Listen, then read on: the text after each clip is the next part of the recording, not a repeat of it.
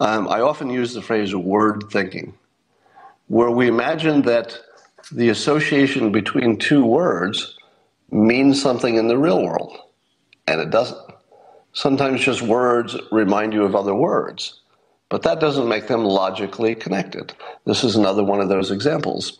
It is word association. Somebody on Twitter said, why don't you stop calling it, suggested instead of calling it word thinking, which people don't immediately know what I'm talking about, somebody said, why don't you call it that people are using word association instead of thinking? And I saw that tweeted suggestion, and I immediately said, damn it, that's way better than what I've been doing. But I also used word thinking in my upcoming book, and it's too late to change it. So, you know what I'm talking about.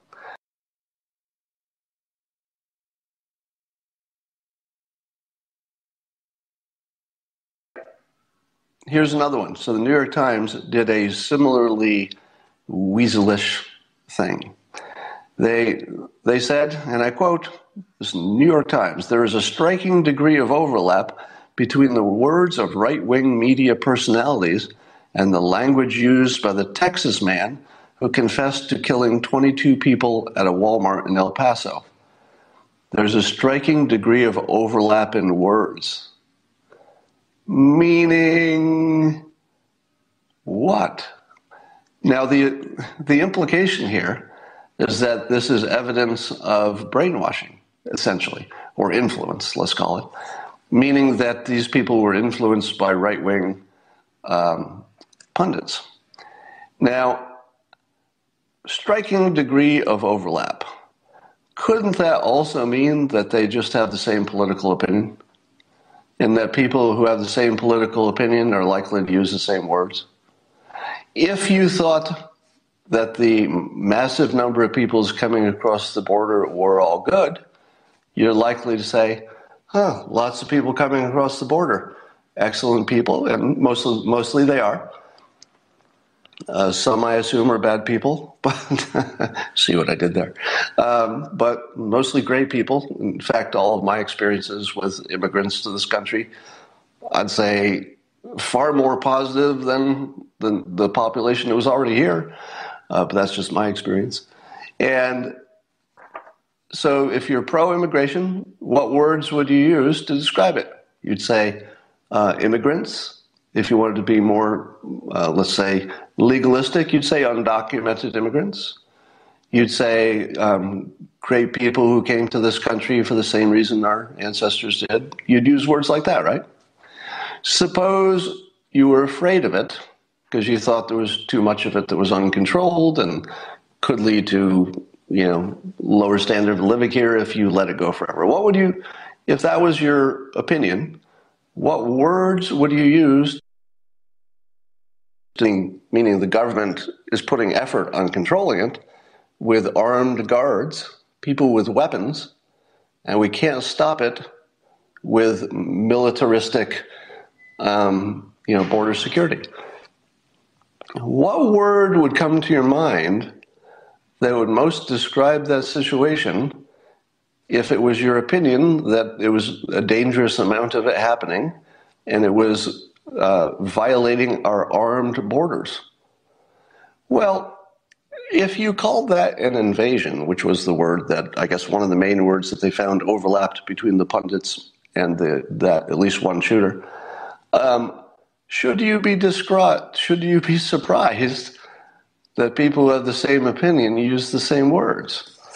I don't think so. Now, I think it would be fair to say that people might pick up the words from the pundits. But picking up the words of the pundits, is that the same thing as saying, therefore you cause them to shoot people?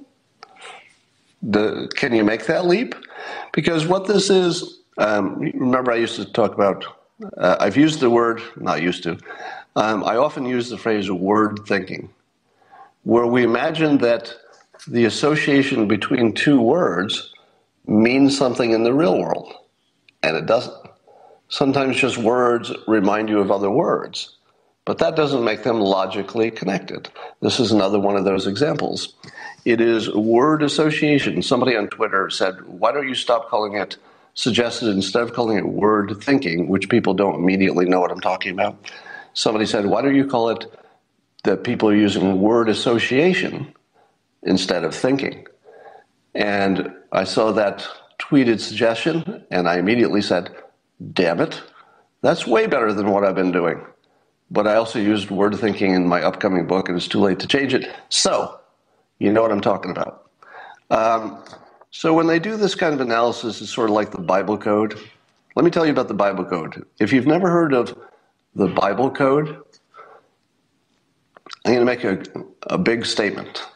And then when you check on the Bible code, and I'll tell you what that is in a moment, when you check on this, you realize that my big statement, this seems too big when I say it. It isn't too big. Here's the big statement. If you don't understand what the Bible code is, the story of something called the Bible code, and I'll tell you what it is. If you don't know that story, you don't understand the reality that you're living in. It's a pretty big claim, right? If you don't know this one anecdotal story, you don't understand the reality that you're living in general. I'm not saying that you don't understand something about that story. I'm saying you don't understand the reality that you think you're experiencing. It's all wrong. If you don't know the story of the Bible code. Here's the story. Some years ago, I don't know, a few decades ago, there was somebody who wrote a book called The Bible Code. And what the Bible code was, they imagined that they had found all these secret messages in the Bible.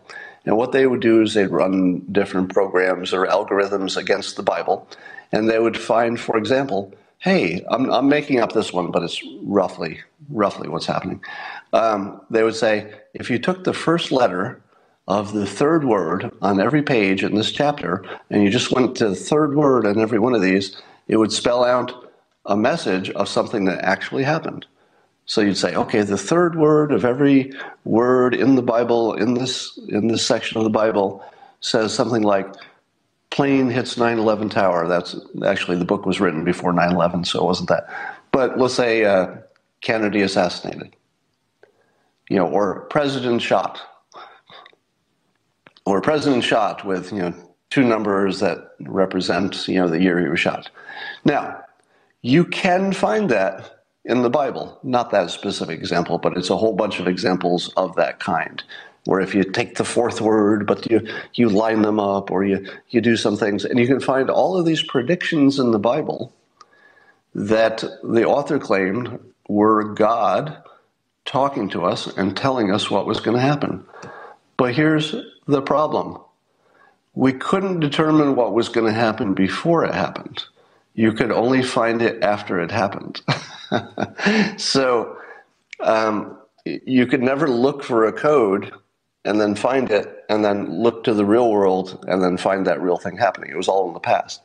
But secondly, some critics took War and Peace, which was not written by God, and they ran the same algorithms against War and Peace.